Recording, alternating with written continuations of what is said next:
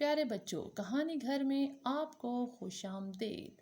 آج کہانی گھر میں پیش خدمت ہے ایک انتہائی دلچسپ اور خوبصورت کہانی، الادین اور جادو کا چراغ۔ کسی گاؤں میں ایک لڑکا الادین رہتا تھا۔ الادین انتہائی ذہین بچہ تھا، لیکن قائل اور سست بھی تھا۔ ایک دن وہ گلی میں کھیل رہا تھا کہ اس نے دیکھا ایک بزرگ لاٹھی پکڑے اس کے قریب آئے اور کہا، بیٹا، تمہارا نام الادین ہے؟ الادین نے کہا، جی ہاں، میں ہی الادین ہوں۔ آپ کون ہیں اے بزرگ؟ بوڑھا غمزدہ آواز میں بولا، میں تمہارے مرحوم باپ کا بھائی ہوں اور تم مجھے بالکل اپنے باپ کی طرح لگ رہے ہو، اسی لیے میں نے تمہیں پہچان لیا ہے۔ میں دور دراز کے ملک سے آیا ہوں، اس لیے پہلے تم سے ملنے نہ آ سکا۔ الادین اپنے چچا کو دیکھ کر بہت خوش ہوا اور اسے لے کر اپنے گھر آ گیا۔ گھر میں الادین نے اس بزرگ کو اپنی ماں سے ملوایا۔ الادین کی ماں اس کی چکنی چپڑی باتوں میں آ گئی اور اسے اپنے گھر میں رات گزارنے کی اجازت دے دی۔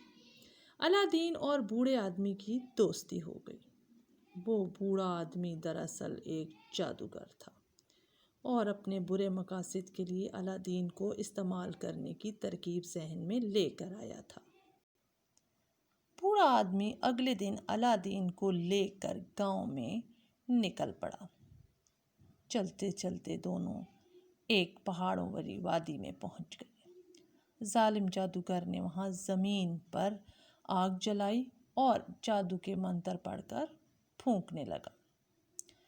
اچانک زمین ایک دھماکے سے پھٹ گئی اور نیچے سیڑھی جاتی دکھائی دی۔ جادوگر نے الادین کو حکم دیا کہ اب جیسا میں کہوں گا تم بالکل ویسا کرو گے۔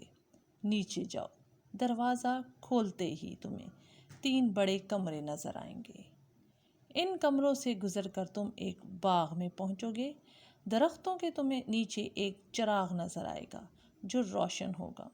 تم نے اس روشن چراغ کو بجھا کر اس کا تیل نکالو اور میرے پاس لے آؤ۔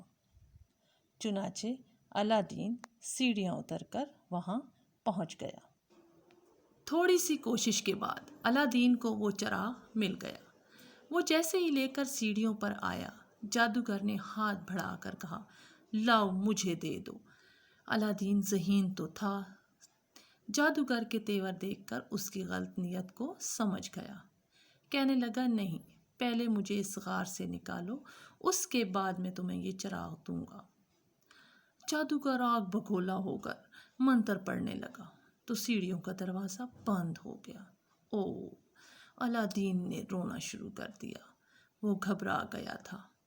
اسی گھبراہٹ میں اس کا ہاتھ چراغ پر لگ گیا۔ اچانک ایک بہت عجیب و غریب آدمی اس کے سامنے نمودار ہو گیا۔ یہ عجیب و غریب آدمی دراصل چراغ کا جن تھا۔ کیا حکم ہے میرے آقا؟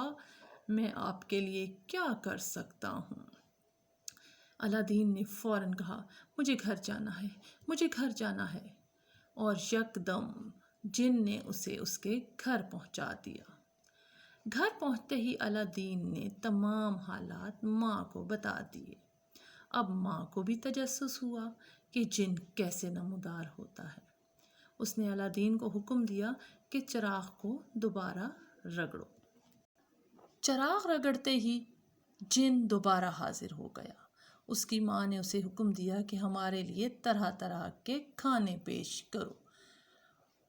یوں جن نے مزیدار کھانوں کا ڈھیر لگا دیا۔ الادین اور اس کی ماں جادو کے چراغ سے امیر ترین لوگ بن گئے۔ ان کے پاس دنیا کی ہر آسائش موجود تھی۔ الادین کو اپنے ملک کی شہزادی بلبل پسند آ گئی اور بادشاہ نے بھی اس کی شاندار رہائش کو دیکھ کر اپنی بیٹی اس کے ساتھ بیاہ دی۔ الادین اور شہزادی کی شادی انتہائی دھوم دھام سے ہو گئی۔ الادین نے چراغ کے جن کو حکم دیا کہ اس کے لیے اور اس کی بیوی کے لیے ایک خوبصورت محل تعمیر کرے۔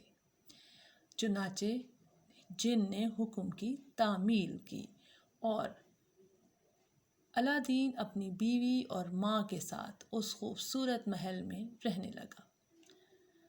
جب ظالم جادوگر نے الادین کی اتنی شہرت سنی تو آگ بھگولا ہو گیا اور ڈھونڈتے ڈھونڈتے الادین تک پہنچ گیا۔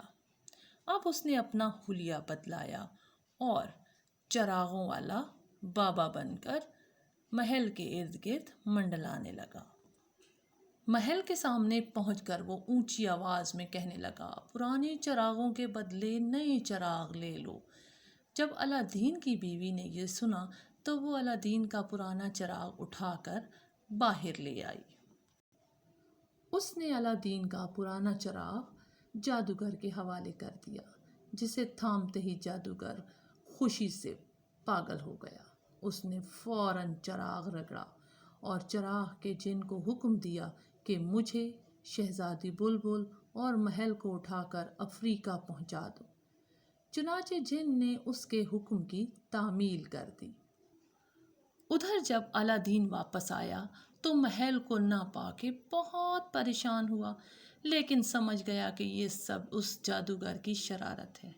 ڈھونڈتے ڈھونڈتے وہ بھی افریقہ پہنچ گیا۔ وہاں جا کر اس نے اپنا محل تلاش کیا اور ایک دن جن کی غیر موجودگی میں اپنی بیوی سے جا ملا۔ وہ الادین کو دیکھ کر بہت خوش ہوئی۔ الادین نے بلبل کو ایک شیشی دی اور کہا کہ یہ دوا نیند کی ہے، اسے تم جادوگر کے کھانے میں ملا دینا۔ بلبل نے ایسا ہی کیا۔ کھانا کھا کر جادوگر سو گیا تو الادین محل میں آ گیا۔ اس نے جادو کا چراغ رگڑا اور جن کو حکم دیا کہ انہیں واپس ان کے وطن پہنچا دے۔